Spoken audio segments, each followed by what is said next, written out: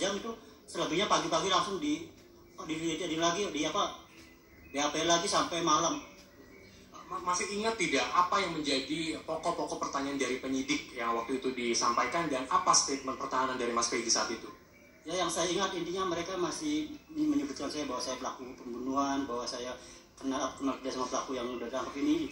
Kurang lebih seperti itu, dan saya menyangkal bahwa karena saya memang dalam pribadi saya merasa tidak bersalah, tidak merasa melakukan kejahatan seperti itu, ya saya bicara sesuai dengan fakta, sesuai dengan apa yang saya tahu atau yang saya rasakan seperti itu. Kita ingat betul ketika rilis yang kemudian dilakukan oleh Polda, Mas Peggy dihadirkan. Di akhir rilis, Mas Peggy berteriak atau memberikan suara, "Saya tidak bersalah, bukan saya pelakunya." Itu aksi spontan atau seperti apa? Itu benar-benar aksi spontan saya sama sekali tidak pernah merencanakan apapun, karena itu murni dari hati, lubuk hati saya yang paling dalam, karena saya mikir gini, mereka boleh mempermainkan saya, tapi jangan sampai keluarga saya. Gitu, misalnya. Oke. Setelah Mas Peggy berbicara, bukan saya pelakunya, kan kemudian dibawa oleh pihak kepolisian, ada intimidasi yang kemudian dilakukan atau seperti apa, Mas, di dalam pada saat itu? Setelah saya dibawa masuk, alhamdulillah tidak ada sama sekali intimidasi. Mereka ya berkata halus dan selebihnya alhamdulillah tidak ada apa-apa. Tidak ada intimidasi apapun ya? Oke. Mas Peggy, kemudian menjadi penting nih, Mas, kan sudah dibuktikan dalam persidangan bahwa Mas Peggy kan bukan yang menjadi tersangka. Ada tidak yang disampaikan kepada Polda? Artinya kan Polda kan error in persona, salah tangkap begitu. Apa yang ingin disampaikan? Ya, saya sampaikan terima kasih banyak buat kejadian ini. Saya jadikan sebagai pembelajaran untuk menjadi pribadi yang jauh lebih baik, dan selebihnya untuk kedepannya semoga pihak Polri itu bisa lebih berhati-hati dalam menyelenggarakan status tersangka seseorang, dan semoga ini menjadi pembelajaran untuk institusi Polri untuk bisa lebih baik lagi untuk kedepannya seperti itu. Sudah berkomunikasi tidak dengan penasehat hukum, kira-kira langkah hukum ke depannya akan seperti apa? Karena kita tahu secara formil dan juga material Mas Peggy dirugikan dong. Kira-kira ada langkah strategi selanjutnya tidak yang dilakukan? Sejauh ini saya belum ngobrol, tapi saya serahkan semuanya pada pihak kuasa hukum biar mereka yang bicara, saya tidak bisa bicara.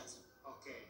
Yang kemudian menjadi penting adalah sosok Aep yang sempat mengatakan bahwa pernah melihat dan lain sebagainya. Apa yang ingin disampaikan kepada Aep, Mas Peggy? Ya, untuk Aep menarik nih. Aep, kalau misalkan kamu memang laki-laki yang menunjukin, kamu buktikan bahwa jika kamu memang benar, buktikan di depan saya, kita debat. Jangan jadi pengecut, jangan jadi pecundang, jangan hanya ngumpet atau misalkan konferensi jangan dimaskerin, coba tunjukin muka. Oke, Mas Peggy, ada 8 terpidana yang kemudian saat ini mendekam di penjara, begitu. Sudah sempat bertemu ketika proses penyidikan tidak?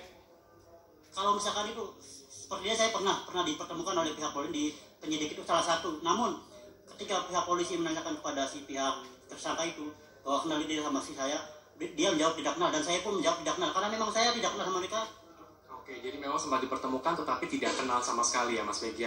Oke, rasanya beda tadi sudah makan bersama dengan keluarga, sudah plong. Jadi rencana ke depan ini seperti apa Mas Peggy? Rencana ke depan saya masih ingin kumpul dulu sama keluarga, terus kembali melanjutkan aktivitas, kembali bekerja seperti biasa.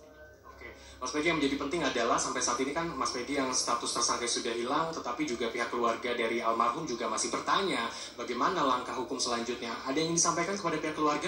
Ya, pihak keluarga pertama saya mengucapkan belasungkawa, berduka cita, semoga ya amal ibadah beliau korban itu bisa diterima oleh Allah Subhanahu wa taala, dan pihak keluarga semoga bisa dikuatkan keimanan tabahannya, semoga kasus ini bisa terungkap dan pelaku dalam dibalik semua ini bisa tertangkap, bisa dihukum dengan setimpal. Ada rencana mau bertemu atau bahkan secara pribadi mau bertemu dengan pihak keluarga? Saya pribadi punya rencana bertemu, sangat sekali ingin mengucapkan langsung belasungkawa. Namun ya saya serahkan semuanya pada pihak kuasa hukum biar mereka yang menentukan ke depan. Oke. Baik, Mas Peggy, terima kasih. Informasinya sudah berbincang dengan si Indonesia. Semoga lancar apapun yang akan dilakukan ke depannya ya Mas ya. Baik, itu dia perbincangan saya bersama dengan Peggy Setiawan. Tentu Mas Peggy dan juga keluarga akan berkumpul dan akan bertolak ke Cirebon ya Mas hari ini untuk berkumpul dengan keluarga. Yang menjadi pertanyaan berikutnya adalah bagaimana langkah dari Polda Jawa Barat untuk kemudian mengungkap dari kasus yang kemudian saat ini terjadi Vina dan juga Eki di Cirebon. Kiki Haryadi, Rusman Rusmana, Bandung, Jawa Barat.